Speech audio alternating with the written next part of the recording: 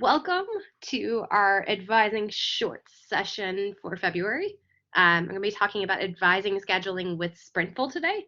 And most of the information that I'm presenting is useful both for advising as well as using appointments for other things, whether that is meeting with students or meeting with other faculty. Um, it can be applied across the board. Also, if I start coughing, just bear with me. I will try to mute and cough into my elbow and then get back to it. Once I talk for a little bit, I start to cough again. So anyway, I'm going to start out with a little presentation, just going over all of the key features of Sprintful itself, and then I will demo in Sprintful. And this will be recorded so you can go back and watch it later if you'd like. So I'd like to start out and just find out how many of you have logged into Sprintful before. Many of you are already starting to use it. Anybody? No? Okay. Do you guys use Calendly currently or any other scheduling software? Or are you relying completely on Google Calendar at this point?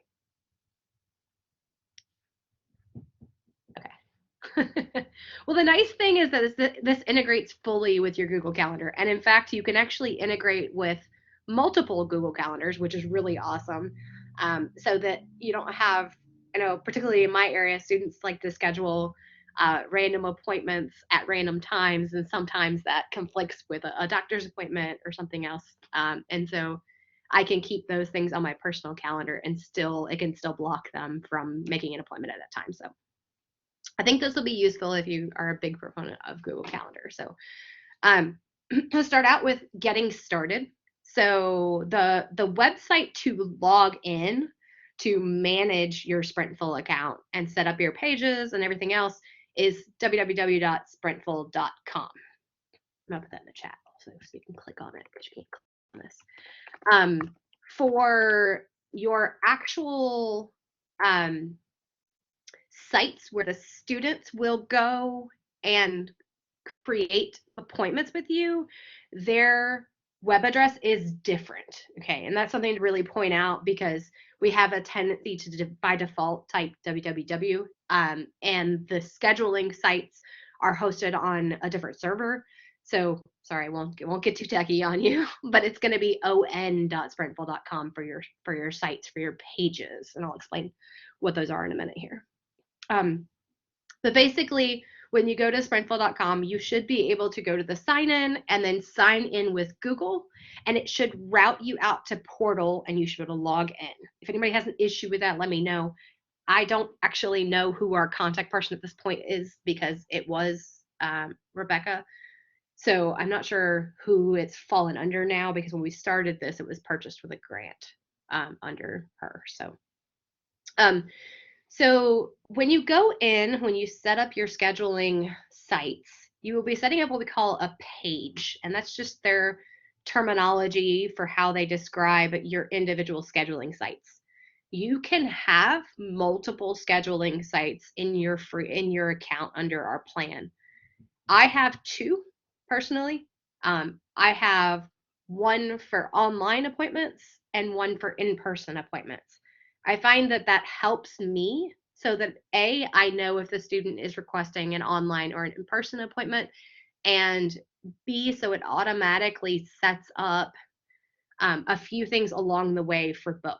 So in my particular case, for the online appointments, it will automatically create a Google Hangout for that individual appointment versus the in-person will send them my office information and then will be followed with a text reminder that is specific to coming on campus, remind them to wear a mask and that we're social distancing and all of that. Of course, all that had to be changed eventually. But for right now, in our COVID protocols, I find that makes it a lot easier. And so I don't have to worry about following up with each individual student and letting them know what the on-campus procedures are if they are wanting to come to campus in person. It also gives the students the choice. You can just set up multiple types of appointments, and you could indicate whether it is an online or in-person appointment there. However, it will not allow you to set separate locations for separate appointment types. And when we go to the Sprintful site, you'll see that. So I use the multiple appointments to give students the option to pick how long they'd like to meet with me. I found, that was I was a big proponent of Calendly prior to this. And that was one of the things that was always a limitation for me, was that you could only pick, in the free account anyway, you could only pick one length of time. And so everyone had to have a 30-minute appointment. So sometimes I had students who only needed 5 minutes with me, and it took a whole 30-minute time slot. On the other end of that, I had students that would take longer and couldn't request longer. I could go in and manually give them longer, but someone else could book an appointment right behind them, and so I would be limited at 30 minutes. So I like the option for the students, and I'll show you guys my page and everything in a minute. I like the option for the students to be able to have different time options and the online versus the in-person. Now, with using different pages, they have different, what they call page slugs.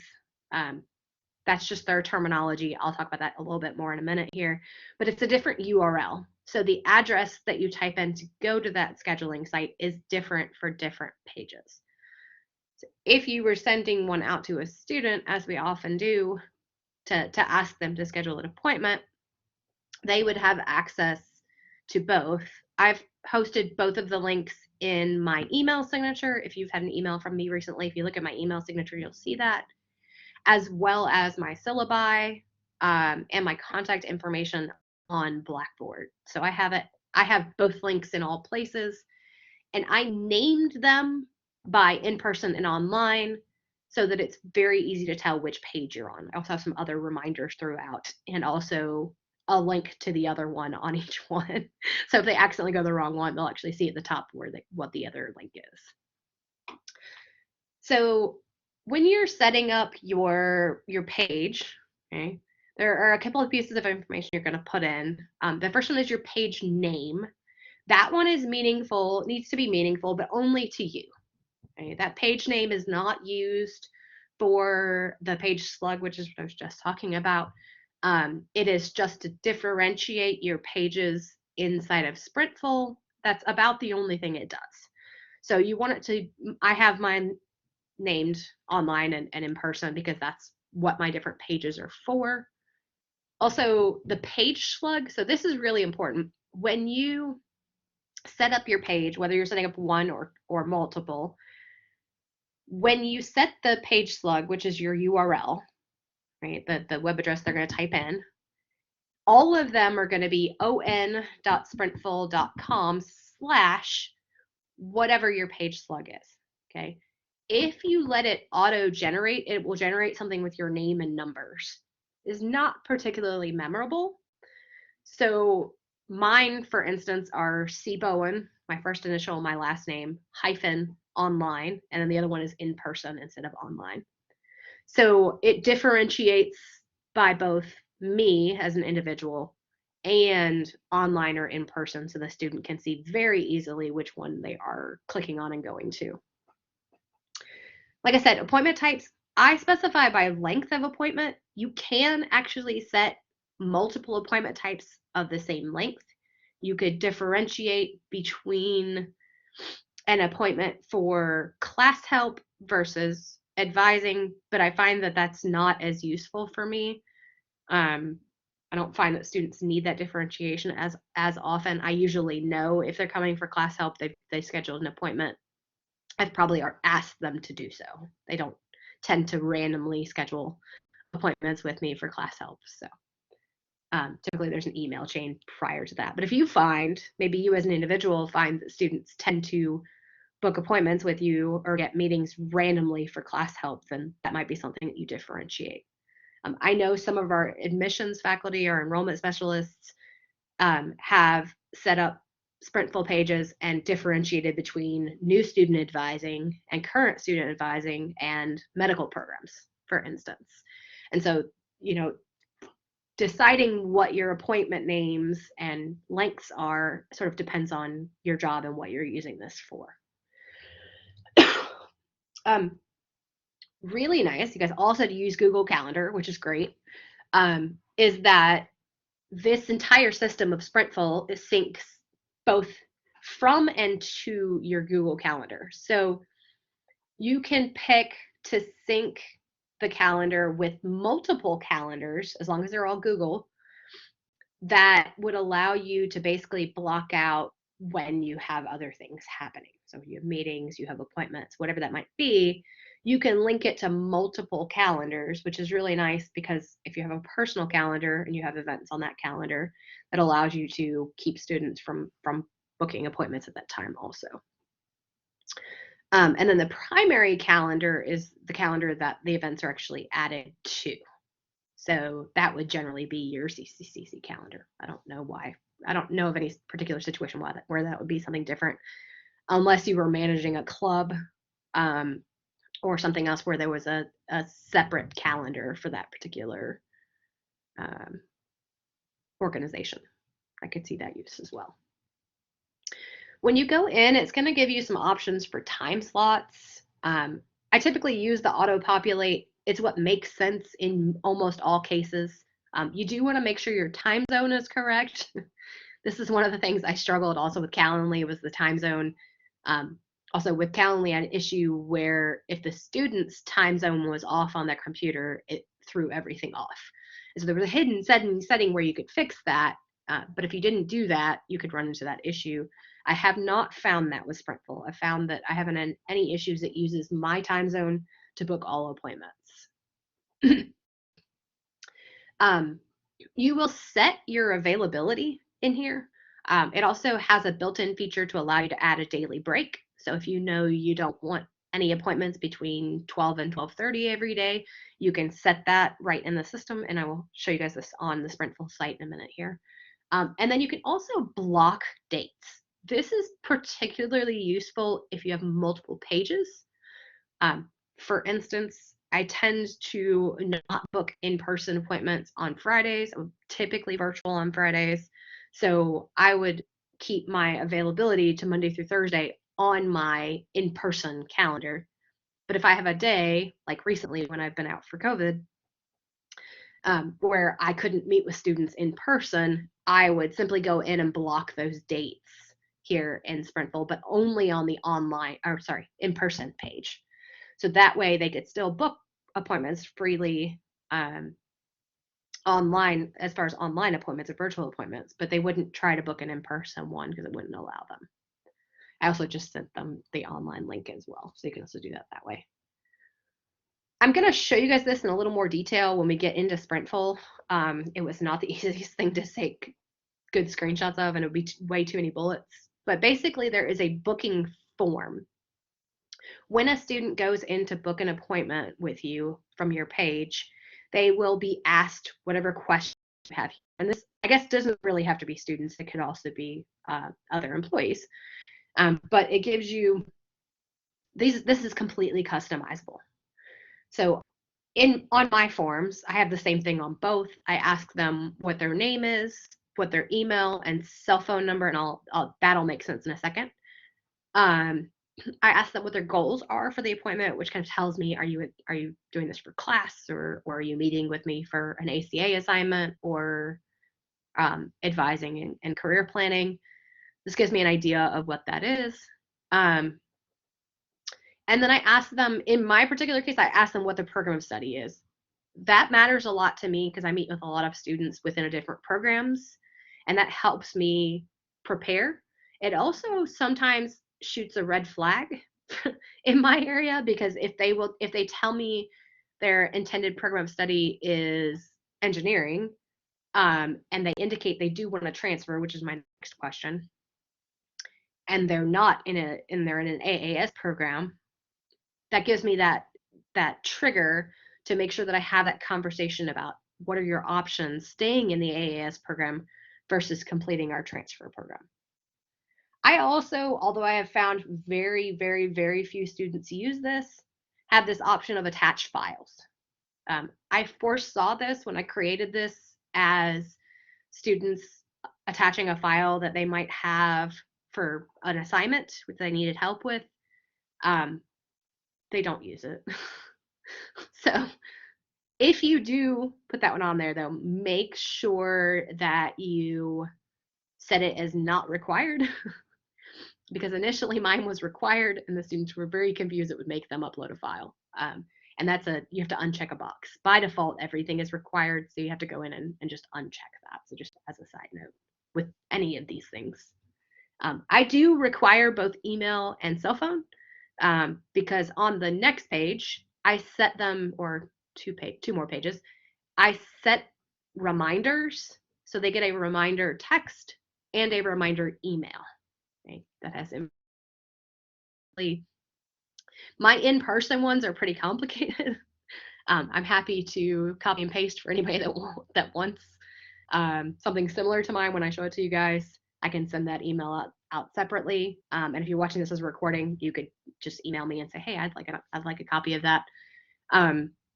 Because I actually give them links to the map for campus and the address and a bunch of other information in that text.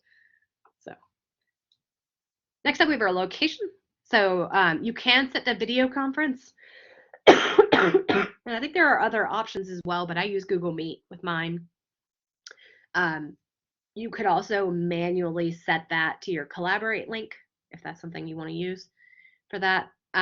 Or I set it to my office location for my in-person. So this is where you would set the location based on the page. So if I show the two different pages, you'll see that that's that. The next screen is a notification screen. So you have booking reminders, booking emails and texts, and then reminder emails and text. Because I find that students tend to forget about their appointment. And so it's nice to send them that reminder. There is a button to test your notifications. I highly recommend that you do that. You may find something doesn't work quite the way you thought it did, or if you have links or other things within those reminders and you've gotten fancy with them and they're not just text, definitely test. But I recommend that you test all of your notifications before you actually release this to students. And it has that option right there on the page. So it's nice. A couple of recommended options that I've noticed, the service selection screen. If you're going to use multiple appointment types, so if you are going to give them different lengths of time or different reasons that you want them to click on, you need to select that, because otherwise they don't know what they're selecting and they select a time and then it gets a little bit confusing. So I find that's definitely a yes. And it'll say actually on there that it recommends that. For the other thing that I recommend is to change, there's a setting called short notice bookings. And basically I have mine set to 8 hours. And what this does is keep where students have to book their appointment at least 8 hours in advance, or however many hours you set it to. The reason that I set that is because typically I am away from my computer before midnight. And if I have a student book an appointment at, like a 7:30 appointment or 8 o'clock appointment, I like to know that when I go to bed the previous night. So I have that set so they can't book an 8 a.m. appointment at midnight, basically. Just so I'm aware. So, but if you don't have any issue with that, then you may not need to worry about that. But I like to set it to the amount of buffer that you want between when they book and when the appointment is itself. Mostly overnight, because that's usually, I find a lot of students, especially in my area, a lot of my students work on things really late at night. And so sometimes they make an appointment for the next day. And if they had made that appointment at, let's say they booked it at 2 a.m., it would have to be at least 10. So that gives me a little bit of buffer there in between. And then save. So save is on the very last page. You can't save from the middle, which is semi-obnoxious, but it is what it is. But you can skip to the last page. So if you go in and make a change, for instance, something I changed on a not regular basis, but every once in a while I have to go in and block a date out. When I do that, you have to then go to the last page at the bottom on the left and click save. So you have to make sure that you save it so that it doesn't auto-save. And then I just wanted to, this is what I was talking about earlier, which is that the calendar link is going to be this on.sprintful.com/page slug. If they do this with www, it does not redirect. It has to be on .sprintful.com. It's a different server that they're running the actual scheduling off of, that versus the site that you configure it from. There we go. That's what I was looking for. So that's something to be aware of. And then the appointments will show on your calendar, okay? As long as you have that primary calendar set. And it actually lets you specify what it looks like. So mine will say like online with Mrs. Bowen, for instance. It'll also show on their calendar if they accept it. Some of my students do, some of them don't. The dashboard itself on Sprintful does show you your upcoming bookings and gives you an option to cancel from there as well. You can delete them from your Google Calendar directly, okay? But if you do that, just make sure that it sends the cancellation. So it'll ask you if you want to send a cancellation email, and just make sure that you hit yes, because if you don't, it will remove it from your calendar, but not actually cancel it. It also doesn't cancel it in Sprintful, so it still blocks that time slot out. So if you cancel it, or if they cancel it, it will cancel across the board. But if you cancel it by deleting it in Gmail, which is just is a synchronization, it's not actually the original source, Sprintful will still see it and will still block that time slot out. So that's good to know. All right, let's now. So when you are logged in to sprintful.com, okay, this is www.sprintful.com, is going to take you straight to this page as soon as you log in. Okay, this is the dashboard that I referenced. This is the only upcoming meeting I happen to have. Okay, so I have an upcoming meeting. This is actually, it's funny, she typed her last name twice. This is actually a publisher rep. Some of you may know her. So I have a meeting with her next week.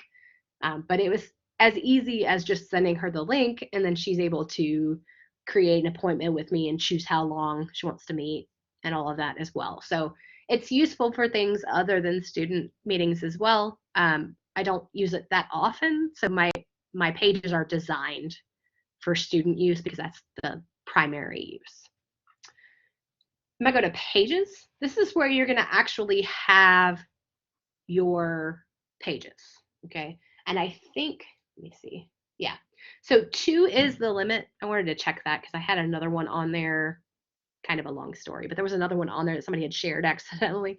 And I didn't know if that was counting toward my limit. So 2 is the limit. You can only have 2. But 2 is plenty for me. And honestly, I know other people only have 1, and that's fine as well.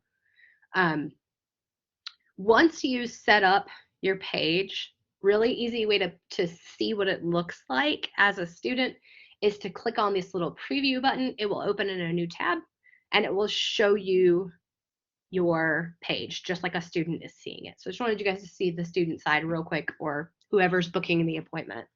So you can see these are the different appointment types where I've given them 15, 30, or 60 minutes. They pick, okay, I think I need 30 minutes. And so that then tells them what times are available. And so here you see where they need that first screen so that they can see when that's available. I happen to be out of town this week, so that's why there's not a lot on my calendar open. But you can see this is online. So Fridays are available because I do allow student appointments on Fridays. I do in person every once in a while too, but most of the time my Friday meetings are online. So, but you can see if they click on a day, it will give them assorted times. These are based on my availability and my calendar. So they can see times that are available. And I have this extended a little longer than my typical working hours, particularly with the online calendar, because I will individually, I do meet with students outside of my normal working hours online on a pretty regular basis, because I have students who work a regular full-time job and can't meet during regular hours. So I try to leave some time slots in here. And I'll show you how you can see that, but you're going to be able to actually set that individually by day.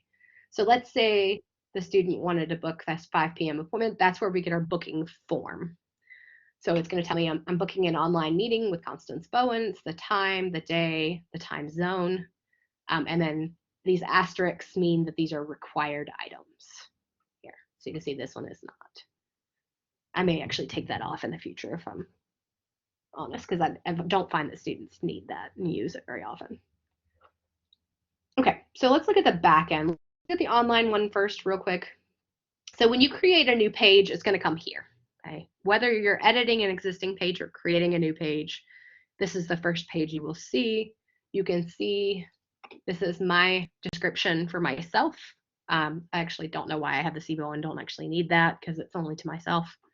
And then this here is the page slug. So you can see below that the URL, and you can't, it does have to be unique.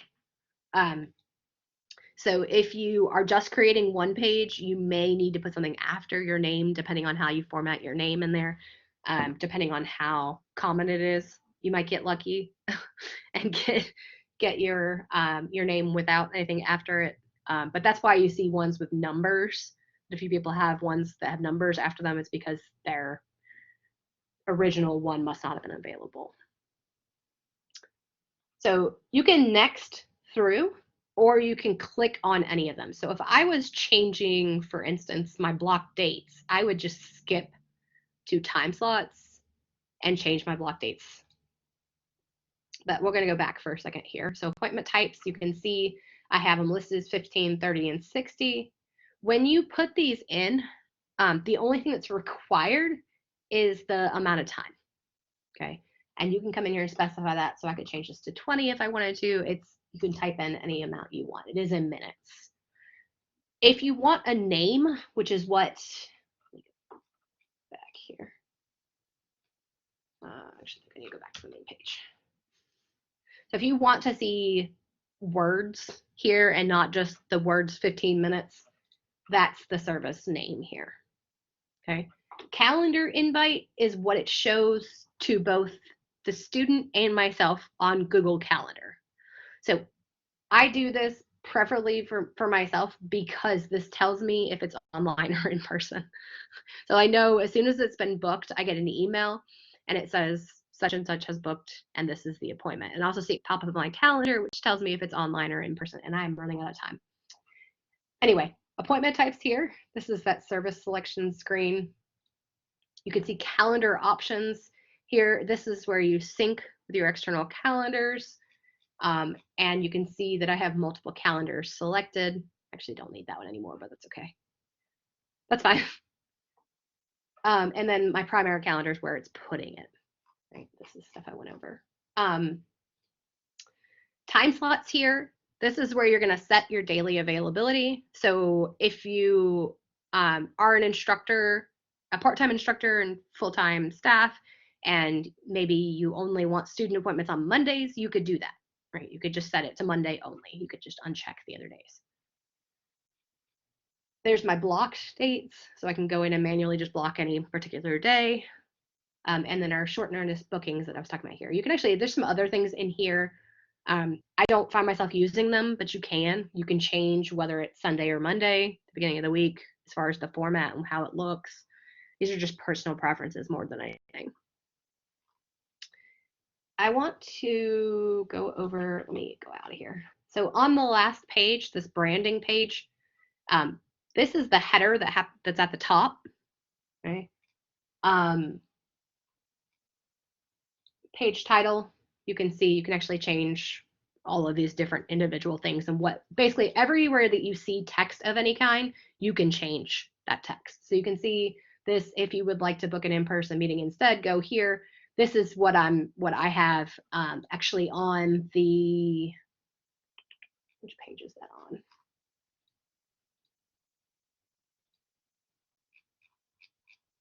I forget what page that's on now.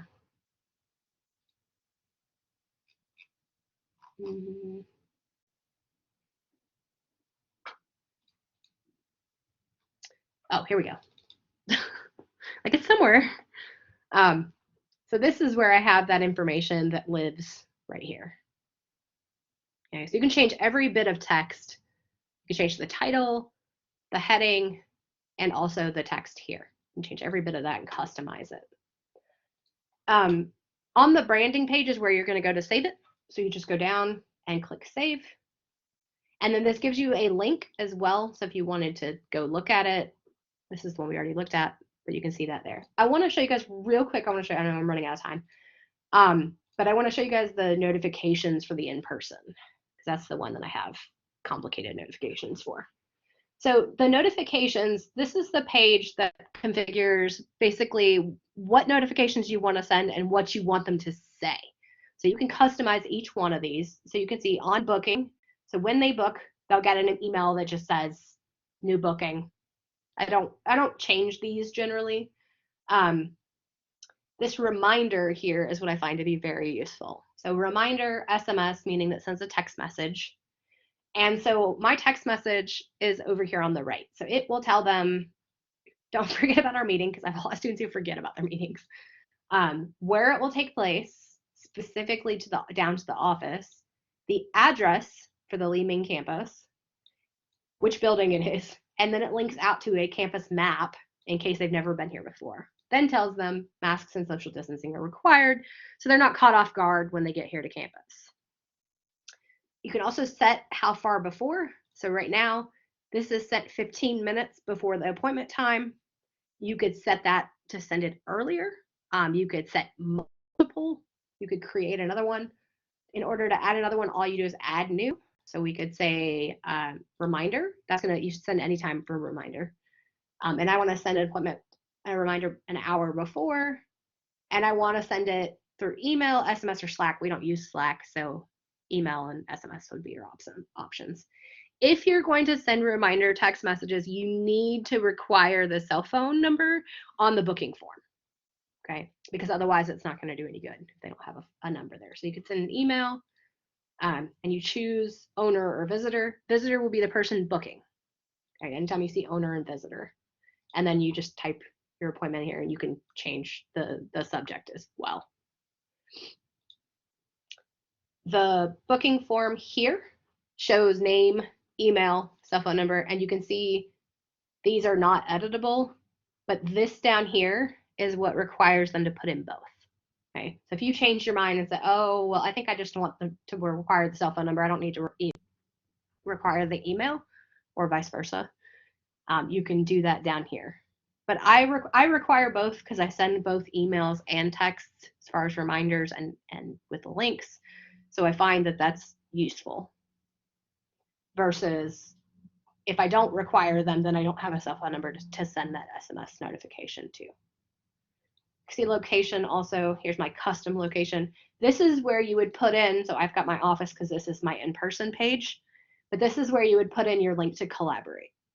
Okay, because if you go to video conference, it only gives you Google Meet, because that's the only one we're actually interfaced with.